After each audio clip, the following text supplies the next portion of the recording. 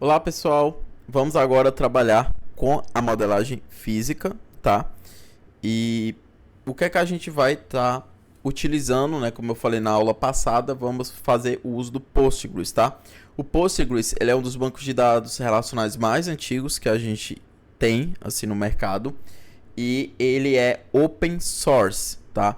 E o que é que isso quer dizer? Ele é um software livre, né? Você não precisa pagar para utilizar ele, né? Seja para uso pessoal, uso comercial, você pode utilizar ele sem nenhum problema. E basicamente quem sustenta ele, né? Quem faz manutenção e evolui é a comunidade, né? São vários desenvolvedores ali que atuam, né? Dentro de um ecossistema, de uma comunidade e faz a evolução da ferramenta. Claro que eventualmente recebe apoio de algumas empresas, né, que utilizam a ferramenta, mas são pessoas que, em grande parte, maioria, contribuem de uma forma voluntária, né, para a sustentação da ferramenta, tá? Então, até por isso que o Postgres ele é amplamente aí utilizado, né? Essa questão de você não ter que pagar, não precisar, né, associar uma empresa para poder estar utilizando, né, nem estudando sobre ele, é algo que facilita, né, a sua disseminação.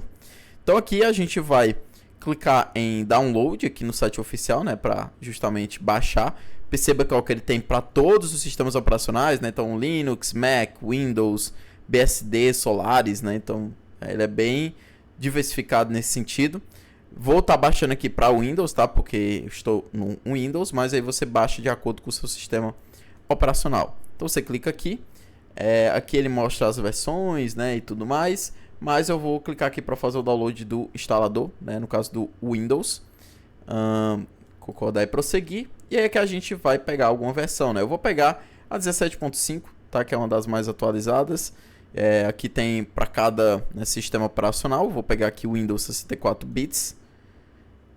E aqui pronto, está fazendo agora o download, tá? Então vamos aguardar aí com sucesso, tá? A instalação. Prontinho, ele baixou, eu abri, né, o instalador agora, vou fazer esse processo inicial de configuração junto com vocês. Então aqui é o setup, vamos dar um next aqui. Aqui ele vai pedir para você escolher um local de instalação, né? Eu vou escolher aqui uma pasta, tá? Vou dar um next. Aqui você escolhe o que é que você quer instalar, né? Então, ele tem aqui, por exemplo, o conjunto de ferramentas de linha de comando, né? O PGAdmin 4 também, juntamente com o PostgreSQL Server, que permite que você tenha uma interface ali de interação também com o Postgres, tá? Então, a gente sugere que você instale tudo para você ter todas as ferramentas, né? Enfim, não faz uma diferença muito no sentido negativo você instalar todas, né, ou deixar de instalar alguma. Não faz muita diferença, então instala logo todas, para não ter perigo de você precisar utilizar algo e não já ter disponível aí no seu sistema, né? Então vamos dar aqui um next. Aqui onde vamos armazenar os dados, né? Ele já vai pegar a pasta base que você colocou. Aí ele cria aqui para o padrão uma pasta chamada data, né? Eu vou também manter assim dessa forma. E aqui a senha, né, do super user, né, que é o Postgres, né? Ele automaticamente vai criar um usuário que é o dono, né, o administrador do sistema, que é o que vai ter, né, o user como Postgres, e aqui tu pode definir a senha, né? Então você pode aqui digitar a senha que você quiser, né? Digita aqui 2 vezes. Vou dar um next. A porta também, ele já vem para o padrão 5432, vamos manter também. E aqui o nome, né, a localização do database cluster, né? Perceba aqui que ele tem uns nomes aqui de referência, né? Mas aqui a gente vai deixar o default, né? Vamos usar aqui o database cluster, que seria o padrão, né? Dentro da nossa própria máquina mesmo, tá? Então, dá um default. E aqui, vamos clicar em next. Novamente next. E aí ele vai fazer agora o processo de instalação, tá bom? Bem, pessoal, fiz a instalação e eu já abri o aplicativo, tá? Que é o PGAdmin 4. E, bom, aqui, quando a gente faz a configuração dele, ele já cria automaticamente um database. Então, expandindo aqui pelo menu lateral, vocês podem ver que a gente já tem aqui a opção Postgres, né, como database. Analisando aqui, vocês veem que tem muitas opções, tá? Não se assustem, tá? Realmente vai aparecer muitas opções, muitos nomes diferentes para as coisas, mas não esquenta com isso, né? Vamos focalizando aqui no básico, no essencial inicialmente, tá? Então a gente tem dentro do database, né, que seria o banco de dados ali, que vai ter um conjunto, né, ali de várias tabelas, de várias relações, de toda uma lógica. A gente vai ter os esquemas, tá? Os esquemas é que você é responsável por agrupar as tabelas, né, as relações, mas também outros contextos também, tá? Então, às vezes, o que é que acontece em empresas, né? A gente tem um banco de dados, né, um database principal, e dentro dele a gente tem vários esquemas, né? E esses esquemas, eles podem ser usados para separar diferentes contextos ali de um mesmo banco de dados, né? Então, imagina que eu vou ter um esquema que vai representar, por exemplo, a parte ali dos recursos humanos, né? A lógica de recursos humanos e tal, né? E aí eu vou ter outro esquema que vai apresentar a parte de marketing, que funciona de forma independente de recursos humanos, né? Mas elas estão ali em esquemas diferentes, né? Mas estão no mesmo banco de dados. Então fica facilmente simples de eu poder, por exemplo, interagir com as duas simultaneamente, né? A partir do momento que eu acesso ali diferentes esquemas que estão no mesmo banco de dados, né? Então, é dessa forma que funciona. E aí ele também já tem um esquema criado aqui, que é o public, né? E se você expande aqui, você vai ver que tem um monte de coisa, tá? Mas o nosso destaque aqui é as tabelas, né? Aqui vai estar vazio, né? Não vai mostrar nenhuma tabela, certo? Mas é dessa forma que a gente vai ter a organização aqui no Postgres e é bem similar nos outros sistemas de banco de dados, tá? No esquema é onde a gente vai ter todas as entidades principais. Então, a gente vai ter as tabelas, procedures, né, funções de gatilho, views, né? O que é Studio? Tu não explicou nada disso, tá? Isso aqui a gente vai explorar no curso específico de SQL e banco de dados relacional, tá? Não vale muito aqui para o nosso escopo de modelagem de dados, né? Senão o curso ia ter 40 horas de duração, né? Se eu ainda fosse tentar contemplar tudo que tem aqui. Então, vamos aqui, ó, dentro de tabelas, né? Uma coisa que é legal do sistema aqui do Postgres, e também isso acontece nos outros, é você ter a opção de criar as coisas usando a interface, né? Então, ó, se eu clicar com o botão direito aqui em cima, eu vou ter a opção de criar uma tabela, que é um formuláriozinho para preencher, né? Então, o nome da tabela, quem é o dono, qual esquema ela vai estar presente, comentário, né, sobre essa tabela. Aqui é onde eu boto as colunas, né, na minha tabela. Aqui tem a parte avançada, né, também, que tem alguns detalhes mais específicos aqui, constraints, partitions, né, esse aqui já é um pouco mais avançado, tá? Mas enfim, você pode fazer várias coisas aqui usando a interface, tá? Mas a gente vai usar o comando de SQL, tá? E basicamente, né, o que vai acontecer? Eu vou até fechar aqui, né, só para a gente fazer tudo do zero. O que ele vai fazer? A gente vai pegar aqui, ó, e clicar nesse Query Tool aqui, né? Existe o atalho que é Alt Shift Q também. E aí ele vai abrir essa opção que permite, né, eu escrever uma query aqui, né, uma consulta aqui SQL, tá? E aqui vai ter o Data Output, Message, Notification, né, tudo atrelado aqui à execução. Então vamos inicialmente começar criando a nossa primeira tabela, tá? E aí eu vou começar criando a de empregados, né? Então como é que funciona, né? A gente vai ter o comando create, né? E aí o que é que eu vou criar? Né? Se eu fosse criar um database, eu ia usar o database. Se fosse um esquema, né? Esquema.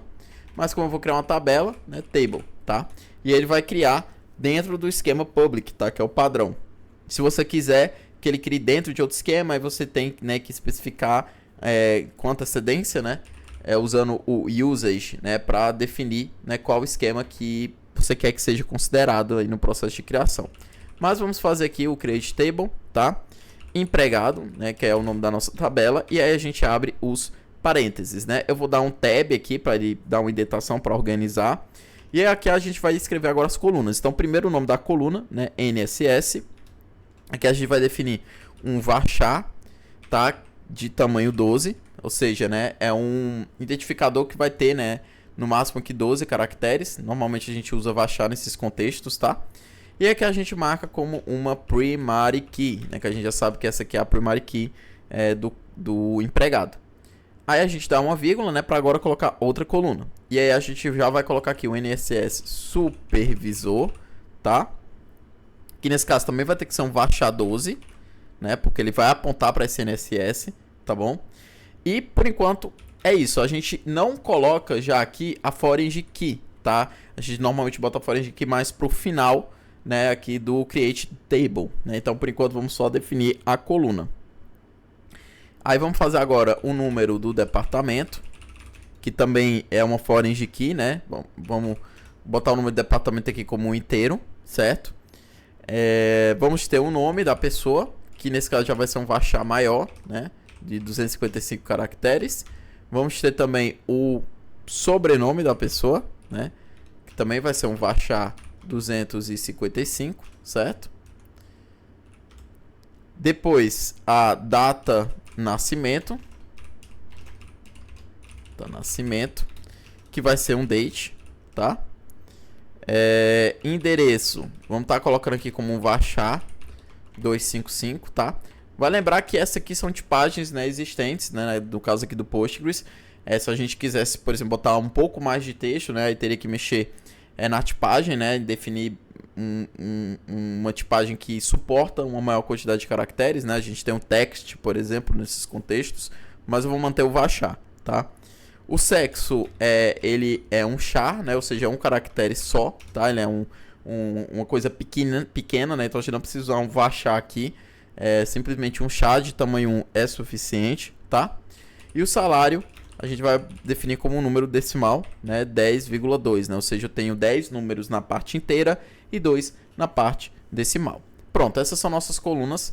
Agora vai chegar a parte da gente definir as foreign key, tá? E aí tem um detalhe. A foreign key do número do departamento a gente não vai já conseguir definir nesse momento. Por quê? Porque eu não tenho ainda a tabela do departamento feita. E quando eu vou definir uma foreign key, eu tenho que dizer para onde ela vai apontar. Então, se eu tentar fazer isso agora, ele vai dizer que a tabela do departamento não existe.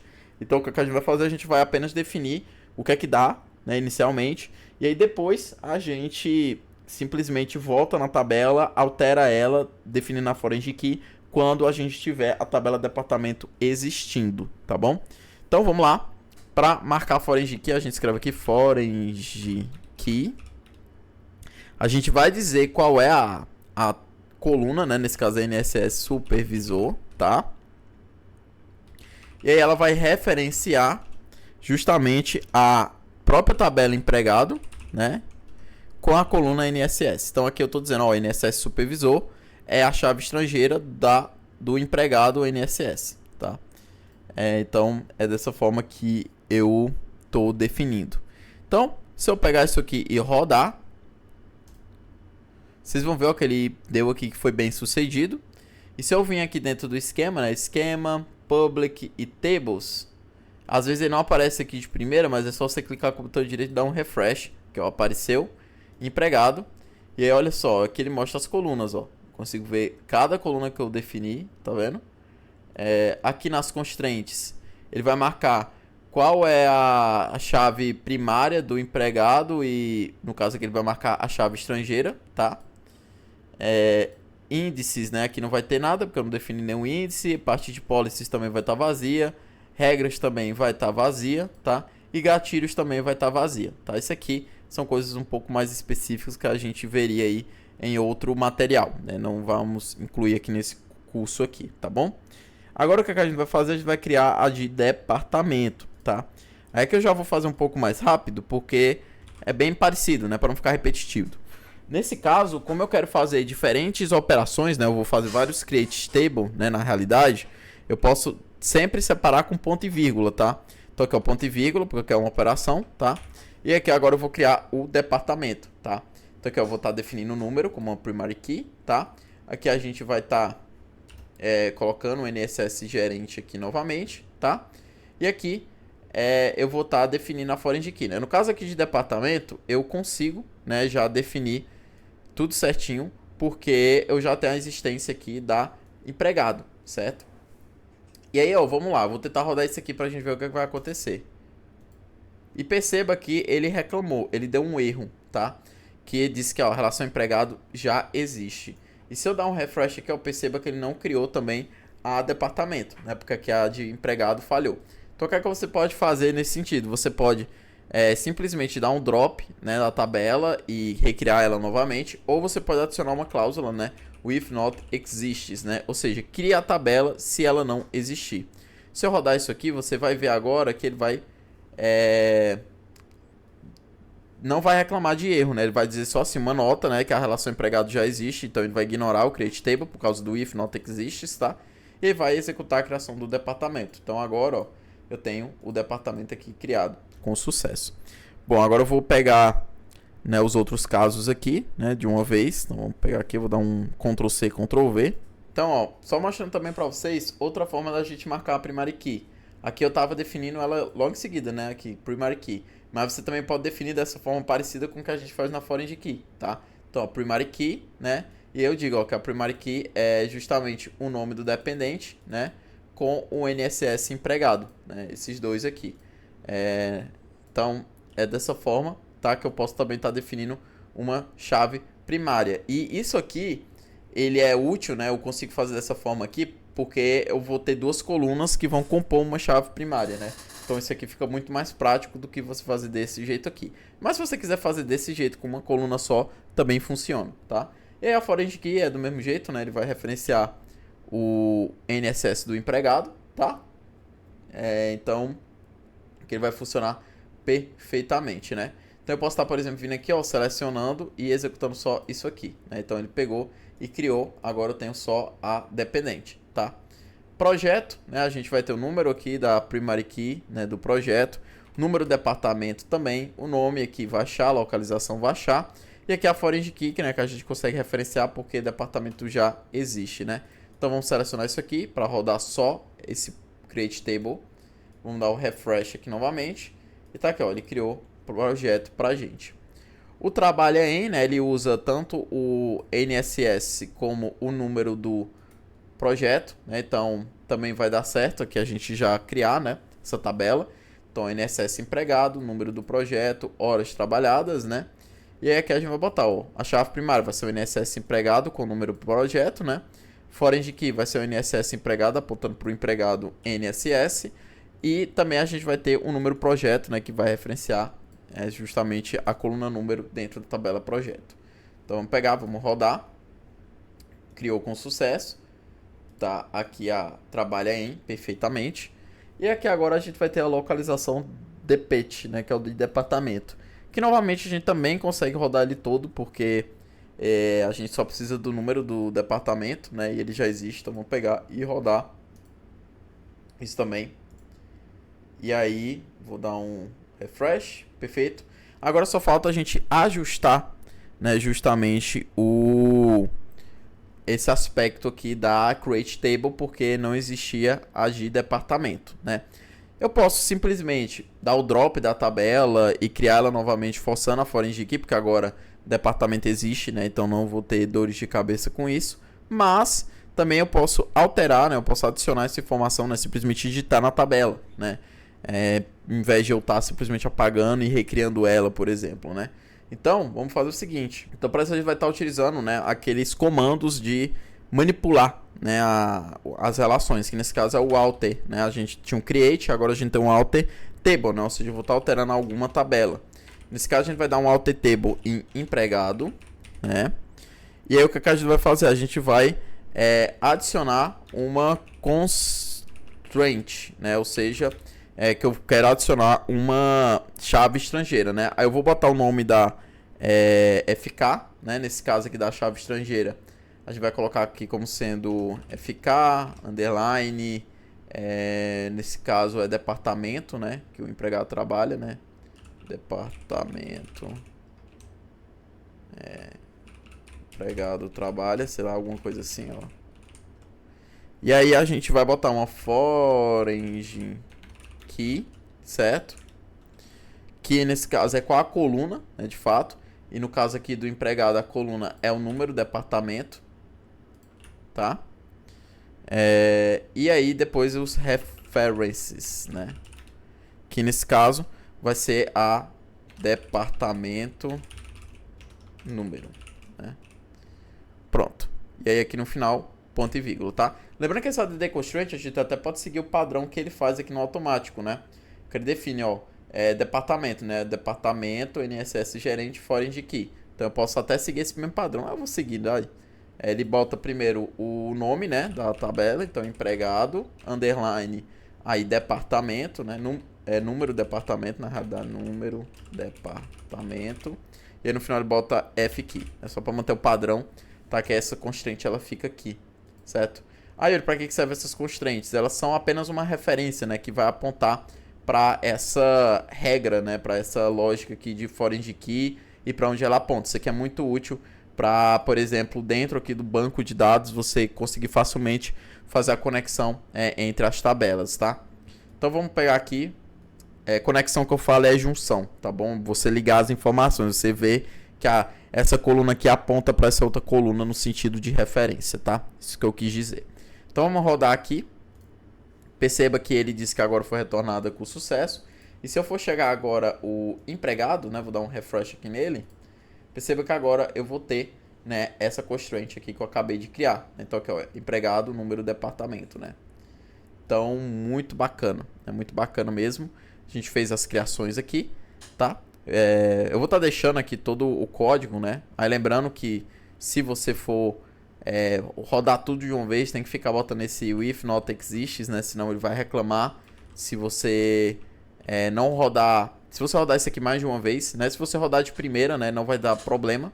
Mas se você for rodar novamente isso aqui, para evitar erros, você pode estar fazendo um if not exists, tá? Por exemplo. Bom, só que aí tem um ponto. Se você tentar rodar novamente o alter table aqui, ele vai dar esse problema, tá? E no caso do alter table, eu não tenho um if not exist, assim como create table. E aí uma forma de você fazer isso é fazendo uma operação um pouco mais avançada para transação, né? Que você faria um begin, aí você iria fazer uma condicional, né? Para verificar se essa tabela existe ou não. Eu não vou fazer isso aqui porque a gente teria que entrar em outros contextos, né? Aqui da sintaxe e ficaria muito complicado, tá?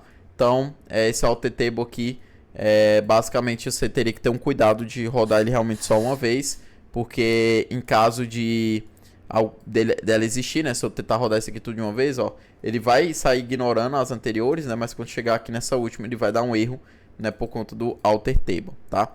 Então, só tomar esse cuidado, tá? Tem como evitar isso, mas aí é um pouquinho mais... a gente vai ter que entrar um pouquinho mais a fundo na sintaxe, tá? Não vou fazer isso aqui, tá? Beleza. Então, dado isso, a gente criou nossas tabelas. Agora a gente precisa alimentar essas tabelas, né? Inserir dados nelas. Então, e como é que a gente faz, né, então, para inserir os dados? Vou dar um enter aqui, né, para a gente fazer tudo aqui no mesmo script. E vou pegar aqui um de exemplo que eu já tenho pronto. Para inserir dados, a gente usa o comando insert, certo? Então, insert int, ou seja, eu estou inserindo dentro da tabela departamento.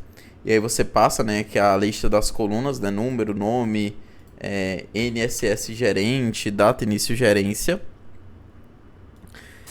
Tem que corresponder certinho às colunas existentes, tá? E aí você passa os values, né, seguindo aqui, né? O primeiro valor aqui é o número do departamento, depois o nome, depois o gerente, depois a data de início da gerência, né? Então aqui você pode simplesmente colocar os valores, tá? Então aqui, ó, engenharia null, né? No caso aqui seria null também aqui, porque não faz sentido eu não ter um gerente e ter a data de início de gerência, né? Então se a gente pegar e tentar rodar isso aqui, ele vai dar bem sucedido, né? E aí eu consigo até ver por aqui dentro, ó. Posso vir aqui, ó, departamento. Departamento. E aí, aqui, eu posso simplesmente clicar em View Data All Rows, né? Ele vai carregar aqui, ó, usando um select, né? Então, ele fez aqui, ó, um select pra gente, né? Select asterístico, que é para pegar todos os valores, from public.departamento, né? Ou seja, esquema public, tabela departamento. Então, aqui ele fez um select, né? Pegando todas as colunas. Esse order by é apenas para ele ordenar pelo número, né? Então ele vai ordenar em torno da coluna número ascendente, tá? E aí eu consigo ver aqui exatamente os dados que eu inseri, tá? Então é bem legal. E aí a gente vai fazer o mesmo aqui para as outras, né? Então vou pegar aqui a de empregado, por exemplo. Empregado, né? Aqui a gente vai ter o NSS e o NSS supervisor. E aí aqui, né, a gente vai ter o sobrenome e aqui tá as informações preenchidas, né? Então esse primeiro aqui, ele não é supervisor ele não tem um supervisor, né? E ele que vai supervisionar os demais aqui, tá? Então vamos ter esse de exemplo, vamos inserir os dados dele.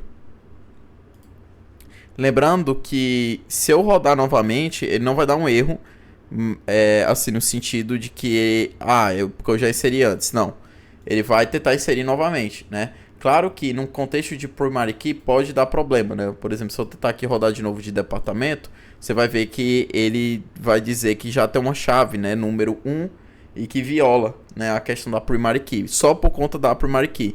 Mas se não fosse por isso, né, ele iria inserir novamente os dados, tá? Se você não tivesse essa restrição, tá bom? Então tem que tomar esse cuidadozinho aí em relação à inserção, tá bom? Que você pode acabar tendo dados duplicados, né, se não tiver alguma restrição nesse sentido. Aí o que a gente vai fazer agora? A gente vai construir o projeto também. Inserir então aqui os dados de projeto, tá? Certinho. Vou pegar aqui, vamos rodar, inserir. O trabalho é em, vamos também estar colocando aqui. Todos esses comandos vocês vão ter acesso, tá? Aqui dentro do curso. Então você vai conseguir facilmente replicar ou até manipular, mudar alguma coisa aqui e acolá, né, para ir brincando. Eu te indicaria fazer isso, tá? Dependente e por fim a localização do departamento.